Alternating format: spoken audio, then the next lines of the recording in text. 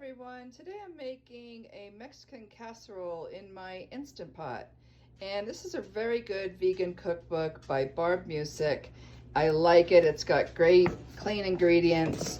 So I'm making this layered Mexican casserole, and I've mixed together 2 cups of the mashed sweet potatoes, the enchilada sauce, lime juice, chili powder, garlic powder, and onion powder. And first I steamed the potatoes, and this is reserved because there is a Poblano cheese sauce that I'm making for the top of it. But I steamed all the mashed sweet potatoes, steamed the sweet potatoes so I can mash them. So in here is 2 cups of mashed sweet potatoes, 1.25 cups of the enchilada sauce, lime juice, chili powder, garlic, and onion powder. So I blended that up in my Vitamix.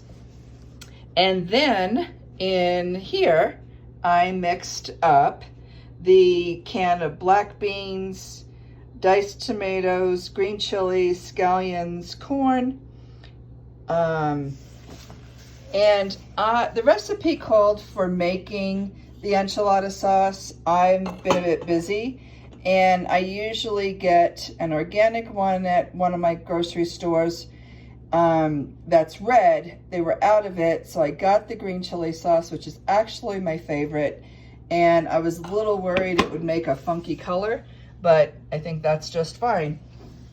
And then I was able to find these diced tomatoes, fire roasted, which gives more flavor with green chilies in them, and I'm a girl who likes it spicy, so I added about 1/4 of this can of these diced hot green chilies.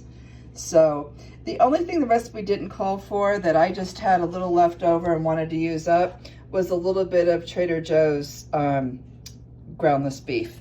So I put, maybe 1/2 cup of that in there. So I'm going to start assembling, and I will show you our next steps. So I got a package of these organic corn tortillas, and the instructions say to put some of the enchilada sauce in the bottom of the pan. And then we're to just start layering. And we want this to be, I'm going to break the pieces up and we're going to fill it in, because you're kind of making this like you would a lasagna. So instead of noodles, they're corn tortillas, and those will be the layers in between the filling. I broke up some of the tortillas so that we have the whole bottom covered with tortilla. And then we're going to start layering these mixtures. First, I put a layer of the sweet potato mixture on top of the tortillas. And the next layer is the black bean mixture, which I think that just looks so yummy. So we're going to do 2 more layers, and we'll be back. I completed the other 2 layers and ended with tortillas, the sweet potato mixture, and the black bean mixture on top, sprinkled with the remaining scallions.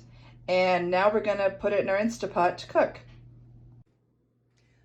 One other thing with the recipe, it calls for a springform pan like you would use if you were making a cheesecake. And I had one, but it was too big for I have an 8-quart Instapot. I was in Bed Bath & Beyond for something else and found this. So it's good for 6 and 8 quart. And it's non-stick, so I was really happy to find it.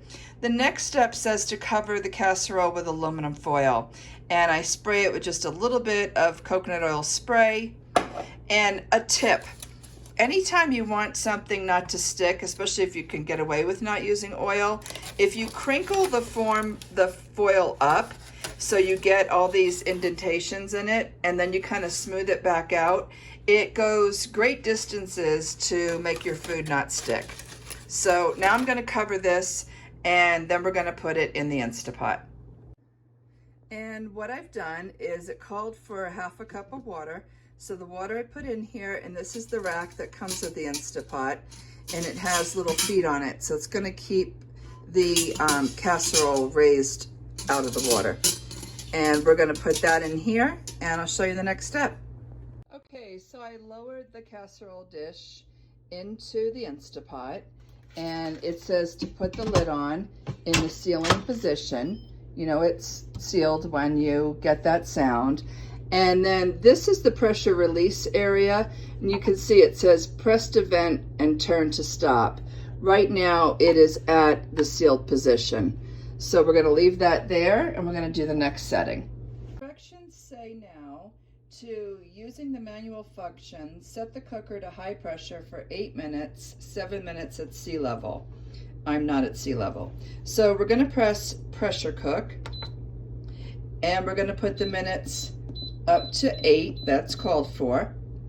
And that's it. It's gonna start, it's gonna take a little bit to get up to pressure. The pressure is at normal. And there it goes, it's on. Now it's gonna build its pressure. We're gonna let it do that. It will count down the 8 minutes I've set it for. When the cooking time is complete, I'm gonna do what's called a natural release, where you just let it naturally release its pressure for 5 minutes, and then we're gonna do a quick release pressure. So the Instapot reached 5 minutes of natural release.